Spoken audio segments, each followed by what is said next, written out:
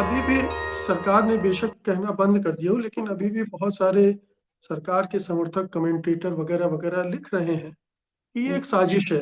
G20 की चूंकि अध्यक्षता करना है भारत को और मोदी जी को, तो उनको बदनाम करने की, या यूक्रेन के मामले में जो भारत ने स्टैंड लिया है उसकी बाह मरोड़ने के लिए, या दूसरी वजहों से भारत को थोड़ा दबाना है। क्या नहीं, इस नैरेटिव में, इस तर्क में आप कुछ देखते हैं? हिंदुस्तानियों को समझना चाहिए कि एक बच्चों की गेम है पासिंग द पार्सल। G20 की प्रेसिडेंसी ये है कि सोमवार को मेरे पास है, मंगलवार को आपके पास है, बुधवार को किसी और के पास है। ये कोई लोकप्रियता का कोई प्रमाण नहीं है। ये कोई बाकी की दुनिया 12 साल का बच्चा नहीं है जो कि हम हैं, कि हमको ये प्रेसिडेंसी दी गई है क्योंकि मोदी जी बहुत महान है और मोदी जी दुनिया के बादशाह बन गए। ये नहीं है। ये आप लोग जानते हैं कि इसके पहले किसके पास थी G20 की प्रेसिडेंसी? इंडोनेशिया, ब्राजील, कौन जानता है अगली जो 12 महीने 11 महीने बाद कहां पर जाएगी ये? कितना पावर है प्रेसिडेंसी के पास? क्या हम फोन उठा के कह सकते हैं ऋषि सुनक को कि बेटा बीबीसी को बोल के वो डॉक्यूमेंट्री ना दिखाए? कोई पावर नहीं है। कोई G20 कोई चीज ही नहीं है। ऐसी बकवास चीजों के ऊपर रिस्पॉन्स करना, मैं नहीं मानता हूं कि हमें अपना वक्त जाया करना चाहिए इन चीजों पर ये लोग ऐसे ही हैं। ये ही चेहरा है उनका कि G20 आया इसके लिए उन्होंने किया। कौन कह रहा है, कब कह रहा है, ये इंपॉर्टेंट नहीं है मुकेश जी। यहाँ पर क्या चीज कही जा रही है वो देखें। उसको सुनने के बाद आप कहें कि ये चीज या तो गलत है, और जो सही है तो ये क्यों सही है। ये नहीं होगा यहाँ पर। हमारे यहाँ यही होगा कि ये 20 साल पुरानी है, G20 आ रहा है वगैरह वगैरह।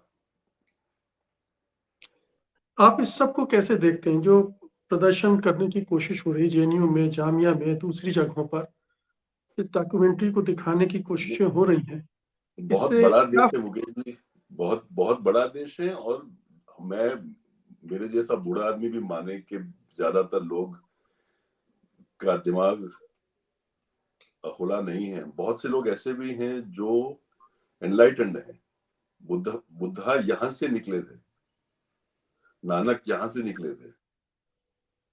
रेबेलियन तो होगा, यूनिवर्सिटी में तो ज्यादा होगा, क्योंकि वहां पर जो बुद्धिजीवी हैं वो जानते हैं कि ये सच है। यूनिवर्सिटी में क्यों ये चीजें होती हैं? क्योंकि वहां पर हमारे सबसे बेहतर दिमाग रखने वाले रहते हैं वहां पर, इसलिए होती है। हमें सुनना चाहिए कि यूनिवर्सिटी के जो लोग हैं, जो औरतें हैं, जो जो मर्द हैं वहां के, वो क्या कह रहे हैं। वो हमें फख्र होना चाहिए जो चीज वो लोग कहते हैं और करते हैं उस पर, क्योंकि वो हमसे बेहतर जानते हैं, हमसे बेहतर दिमाग रखते हैं वो, इसलिए वो लोग यूनिवर्सिटी में। यहाँ पर इससे बिल्कुल बरक्स है कि वो लोग जिहादी हैं, वो लोग नक्सल हैं वगैरह वगैरह। प्रोग्रेस कहां से आएगा उस देश का जो साइंटिफिक माइंडसेट को जो देश रिजेक्ट कर रहा है आज और करते आ रहा है? वहां पर प्रोग्रेस नहीं होगा, और नहीं हो रहा है, और मैं नहीं मानता कि होगा इसके बाद भी। बहुत से लोग ये भी कह रहे हैं कि जो कुछ भी हो रहा है उससे अंततः तो बीजेपी को और मोदी जी को फायदा ही होगा। मुझे क्या फर्क पड़ता है? मैं आपको कहता हूं कि अगर मैं एक आम भारतीय के नाते चीन से आगे था 1990 में, और आज मैं 5 गुना पीछे हूं, मुझे क्या फर्क पड़ेगा कि कौन राजा कौन है? अगर मेरा लेबर फोर्स पार्टिसिपेशन 40% है, सरकार के आंकड़े हैं ये, मुझे क्या फर्क पड़ेगा कि सिंहासन पे बैठा कौन है? जीतने दो उनको। इस बुनियाद पर जो कोई जीते कि अपने ही लोगों पर धावा बोल दे, ऐसा राष्ट्रवाद जो लेकर आए, वो जीतते जाए। अपने आप को राष्ट्रवादी समझे। राष्ट्र है क्या? जिस चीज को आप अंदर से खा रहे हैं वो राष्ट्र है।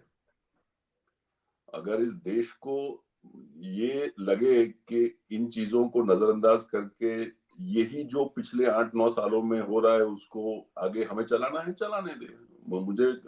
मैं नहीं मानता कि जो लोग इस पर लिखते हैं, जो चिंता होती है एक हद तक, पर एक हद के बाद मुकेश जी आपको ये मानना पड़ेगा कि ये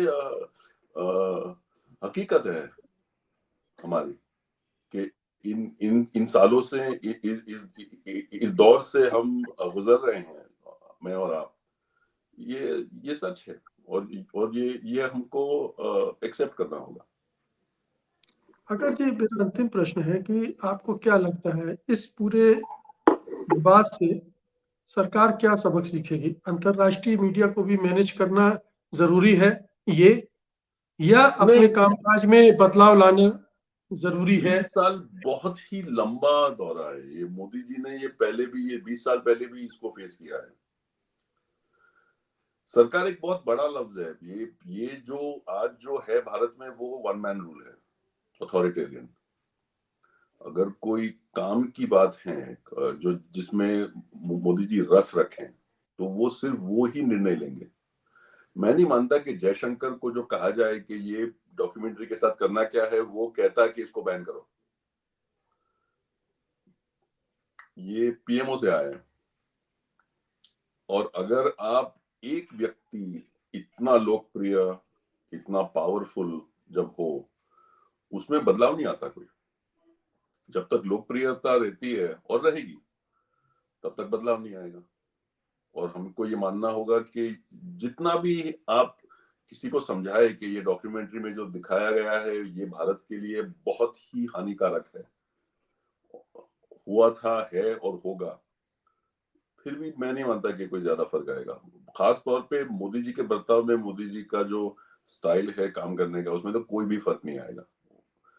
एक चीज है कि वो लोग शायद कोई इश्तेहार वगैरह देंगे कोई फॉरेन पेपर को कि भाई ये यहाँ पर सब कुछ ठीक है वगैरह, लेकिन एक बियॉन्ड द पॉइंट कुछ ज्यादा होगा नहीं। अंतर्राष्ट्रीय मीडिया को मैनेज करना असंभव है। असंभव है, लेकिन जब आपकी पॉलिटिक्स इंटरनल हो, आपको क्या करना है? आपको यहाँ पर चुनाव जीतने हैं, ना कि ब्रसेल्स में, ना कि चीन में, ना कि कहीं और। आपको राजा बनना है यहाँ पर, और यहीं पर आपको रहना है। बाहर के लोग भौंकते रहे, लेकिन उनको आप ये बात बिल्कुल सही है मुकेश जी, कि मैं चाहता हूं कि मैं एक ऐसे लाइट में दिखाई दूं कि दुनिया कहे कि भाई आप तो एकदम बड़े गुरु हैं। ये मैं चाहता हूं, लेकिन जब मैं ये कर नहीं पाता और ये नामुमकिन है, तो वो भाग मैं छोड़ दूंगा, किसी और चीज पे मैं फोकस करूंगा, और वो चीज यहाँ पर है, इंटरनल है, और वो चीज यहाँ पर रहेगी। आप